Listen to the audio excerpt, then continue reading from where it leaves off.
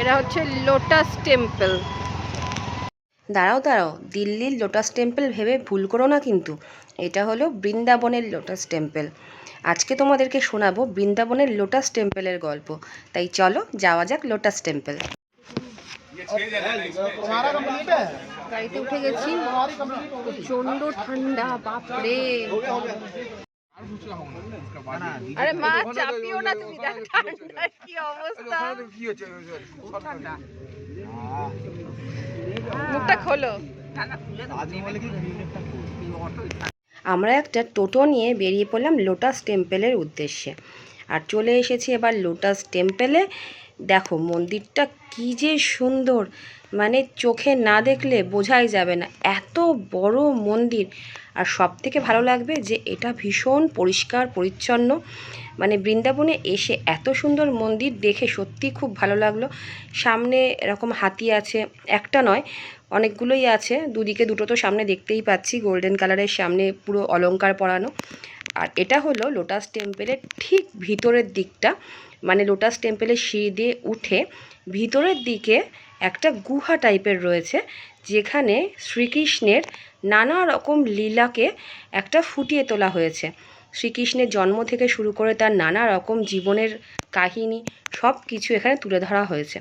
আমি চেষ্টা করেছি আমার ক্যামেরার মাধ্যমে ঠিক আমি যেরকম দেখেছি তোমাদেরকে ঠিক সেই রকমই দেখানোর। আমি কোনো এক্সট্রা এডিট করি না, তোমরা খুব ভালোভাবেই জানো। আমি ঠিক আমার মোবাইলে যেটুকু আমি আমার নিজের চোখে দেখেছি ঠিক সেই রকমই আমি করার চেষ্টা করি, তোমাদেরকে দেখানোর চেষ্টা করি। মানে তোমরাও যদি কখনো লোটাস টেম্পলে যাও বা যারা গেছো তারা ভালোভাবে বুঝবে, গেলে ঠিক যেরকম তোমরা চোখের সামনে দেখবে ঠিক সেই রকমই কিন্তু আমি ভিডিও করি। আশা করি তোমাদের খুব ভালো লাগবে। আমি খুব ছোট একজন কন্টেন্ট ক্রিয়েটার, তো আমার ভিডিওগুলো যদি ভালো লাগে প্লিজ আমার চ্যানেলটাকে একটু ফলো করে দিও, সাবস্ক্রাইব করে দিও আর পাশে থেকো। তো যাই হোক, এবার তোমাদের বলি লোটাস টেম্পলের কাহিনী। লোটাস টেম্পল হলো বৃন্দাবনের একটা টেম্পল, যেটা প্রিয়কান্ত জু মন্দির বলেও পরিচিত। আর এখানে টেম্পলটার উচ্চতা প্রায় 125 ফুট। এই মন্দিরকে রাধাকৃষ্ণের প্রেমের প্রতীক হিসাবেও ধরা হয়। দিল্লির লোটাস টেম্পলের মতো এটিও পদ্মফুলের আকৃতিতে নির্মিত হয়েছে। এই 125 ফুট উচ্চতা বিশিষ্ট মন্দিরটা সম্পূর্ণ সাদা পাথরের তৈরি। আর বাইরেটা এত সুন্দর যে দেখলে মনে হবে তাকিয়েই থাকি, একটা আলাদা শান্তি অনুভব করবে। এই মন্দিরটা 2009 সালে এই মন্দিরটা তৈরির কাজ শুরু হয়েছিল। আর দীর্ঘ 7 বছর ধরে কঠোর পরিশ্রম করে এই মন্দিরটা তৈরি হয়েছে। আর এখন এই বৃন্দাবনের মন্দিরটি বা লোটাস মন্দির যেটাই বলবে, সেটা বৃন্দাবনের একটা অন্যতম সুন্দর মন্দির। মন্দিরের এই গুহার ভিতরে যা যা কৃষ্ণের লীলা আছে পুরোটাই আজ তোমাদের সাথে শেয়ার করব। চলো ভিডিওটা দেখতে থাকো।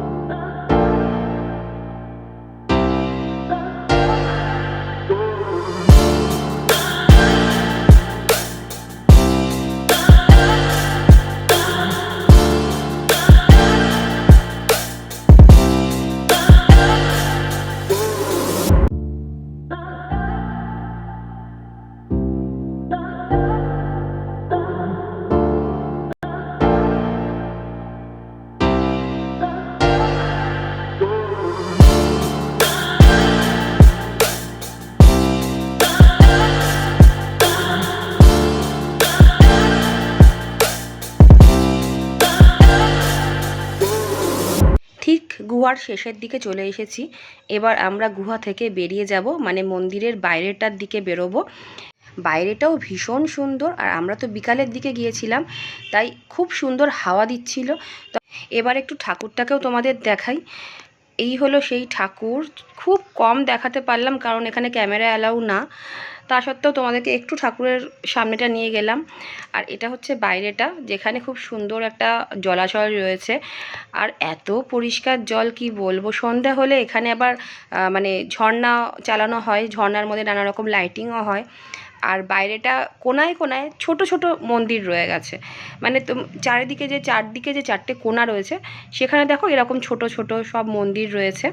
আমি যতটুকু পারলাম পুরোটাই চেষ্টা করলাম তোমাদেরকে দেখানোর, কিন্তু যেটা আমি তোমাদেরকে দেখাতে পারলাম না সেটা হচ্ছে এখানে সব সময় নানা রকমের গান বাজে, তারপরে নানা রকমের ঠাকুরের নাম গান করা হয়। তো এত সুন্দর সেই নাম গানগুলো কি বলবো, মানে মানুষ রীতিমতো নাচানাচি শুরু করে দেয়, খুব ভালো লাগে এগুলো। তো শুধুমাত্র কপিরাইট আসবে বলে তোমাদেরকে সেগুলো শোনাতে পারলাম না, একটা আলাদাই ফিলিং। তো এবার একটু খিদে পাচ্ছে। এখানে আমরা ফুচকা খেলাম কত রকম না, 1 2 3 4 5 5 রকম জলের 5টা ফুচকা। এই যে 5 রকম জল আছে এখানে, 5 রকম জলের 5 রকম ফুচকা, ভালো খেতে। কলকাতায় তো এরকম টাইপের ফুচকা পাওয়া যায় না, একটা নতুন কিছু ট্রাই করলাম, বেশ ভালো লাগলো। এবার আমরা যাচ্ছি 4 ধামের উদ্দেশ্যে, একটা অসাধারণ জায়গা, সঙ্গে থেকো।